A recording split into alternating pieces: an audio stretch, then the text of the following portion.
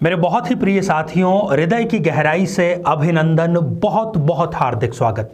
साथियों, इन दिनों हमारी चर्चा जारी है प्रत्येक लग्न के बारे में। कब कब किस लग्न में दो विवाह की स्थितियों की निर्मिति होती है, और इसी श्रृंखला में आज हम चर्चा करेंगे बहुत ही सुंदर लग्न धनु लग्न के बारे में। दो स्थितियों के बारे में जानेंगे। यदि उन दोनों में से कोई भी एक स्थिति किसी भी जातक की जन्म पत्रिका में है तो उसको जीवन में दो विवाह का सामना करना पड़ता ही है। बिल्कुल श्योर बात है ये। साथियों, इस पर चर्चा करें इससे पहले एक बेहद ज़रूरी सूचना कि हम हमारे प्रत्येक एपिसोड के अंत में किसी न किसी जातक के प्रश्न का उत्तर देते हैं। ये प्रश्न हमें प्राप्त होते हैं आप लोगों के ही द्वारा YouTube कमेंट के माध्यम से। अपना कमेंट लिखने से पहले #आचार्य चंद्रकांत इस शब्द का प्रयोग ज़रूर करें, और साथ ही बहुत ही सरल सा प्रश्न जो आपसे पूछा जाएगा उसका सही जवाब ज़रूर दें। इसी एपिसोड के अंत में आपसे वो प्रश्न पूछा जाएगा। साथियों, आइए पहले दृष्टिपात कर लें जन्म पत्रिका पर, उसके बाद में उस पर चर्चा करेंगे। साथियों, 9 नंबर से जो कुंडली प्रारंभ होती है उसको हम कहते हैं धनु लग्न की कुंडली। धनु लग्न में लग्नेश गुरु बनते हैं। यदि लग्न में ही गुरु और चंद्रमा की युति है, हालांकि ये जो युति है बहुत ही सुंदर योग, बहुत ही अच्छे राजयोग, गज केसरी योग का निर्माण कर रही है, परंतु यही युति व्यक्ति को जीवन में द्वितीय विवाह का सामना करने के लिए विवश कर सकती है। धनु लग्न में ही गुरु और चंद्रमा का होना। सबसे पहली बात, गुरु यहाँ पर हम देख रहे हैं कि लग्नेश भी है और चंद्रमा हम देखते हैं कि यहाँ पर अष्टमेश है, इसलिए ये कारण इसका जरूर बनता है।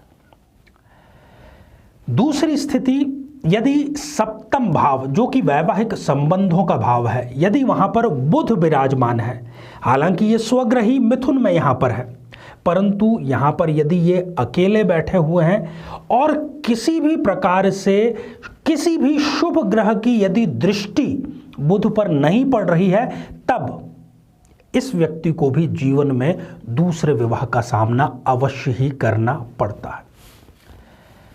साथियों, ये कहा गया है कि हद से ज़्यादा या अति हर चीज़ की बुरी होती है।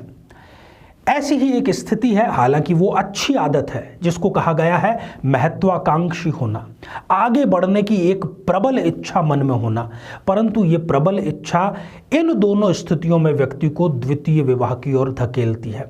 उसकी जो महत्वाकांक्षा है वो किसी और दूसरी ओर इशारा करती है और जीवन साथी की इच्छाएं किसी दूसरी तरफ, और ये जो विचारधारा का टकराव है ये अंततः प्रथम विवाह के समाप्ति का कारण बनता है। आज जिन स्थितियों पर चर्चा की, यदि उस पर ठीक से दृष्टिपात करें तो ऐसा व्यक्ति साहसी बहुत होता है। साहस का कोई भी कार्य करना हो तो कभी भी पीछे नहीं हटता। जीवन में उसका जो लक्ष्य होता है उस लक्ष्य को लेकर के वो व्यक्ति बहुत समर्पित होता है, उससे कभी भी समझौता नहीं करता। चाहे कोई भी कार्य कर रहा हो, अपनी मर्यादा वो अच्छे से जानते हैं और मर्यादा में रहकर ही सारा कार्य करते हैं। आयु इनकी भरपूर होती है, पूर्ण आयु अच्छे रूप से ये बिताते हैं, भाग्यशाली रहते हैं, और ख़ास तौर पर पिता के लिए तो बहुत ही भाग्यशाली होते हैं। इनके जन्म के पश्चात पिता जो है वो व्यवसाय में, नौकरी में बहुत तरक्की करते पाए गए हैं, और इनको पैतृक संपत्ति भी प्रचुर मात्रा में मिलती है। पढ़ने लिखने का भी इनको शौक होता है और ये उच्च शिक्षा भी अवश्य ही हासिल करते हैं। शारीरिक और मानसिक रूप से एक आकर्षक व्यक्तित्व के धनी होते हैं।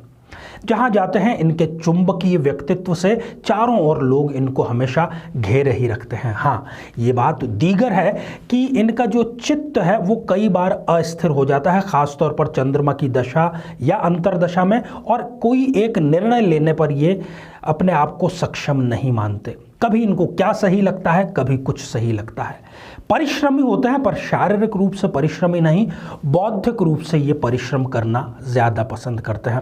पहला जो विवाह है वो बिल्कुल समय पर इनका हो जाता है। साथियों, यदि ऐसी कोई स्थिति है तो कुंडली मिलान में ये आपको बहुत सहायक होती है और इसको ज़रूर, इस पॉइंट को आपको ध्यान रखना चाहिए। कई जिंदगियां हम इसके लिए बचा सकते हैं।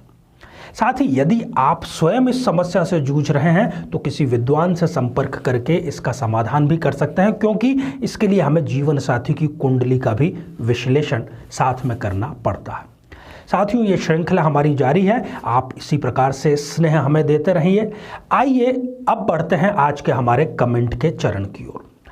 आज हमने कमेंट शामिल किया है जागृति त्रिपाठी जी का, जो कि उन्होंने लिखा है बस्ती उत्तर प्रदेश से।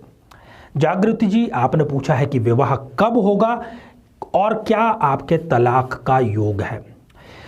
जागृति जी, एक तो बहुत ही खुशखबरी की बात यह है कि आपके तलाक का योग चल रहा है और वो योग कोई कुछ महीनों का नहीं, लगातार 2023 तक आपके योग चल रहा है। तो आप प्रयास अपने परिवार के स्तर पर और स्वयं के स्तर पर जारी रखें। दूसरी बात, तलाक जो है, ऐसी आपकी कुंडली में कोई योग नहीं है। हाँ, कुंडली मिलान ज़रूर आप ध्यान रखें, क्योंकि कई बार किसी एक की कुंडली में नहीं होता है, दूसरे की कुंडली में होता है, तब भी वो प्रभावी हो जाता है, अगर ज़्यादा प्रभावशाली हो तो। साथियों, अब बेहद आसान सा प्रश्न पूछ लिया जाए। गुरु और चंद्रमा की युति जिसकी हमने आज चर्चा की, वो किस बहुत ही अच्छे राजयोग का निर्माण करती है। साथियों, आप सभी स्वस्थ, समृद्ध और शांतिपूर्वक जीवन व्यतीत करें। नमस्कारम।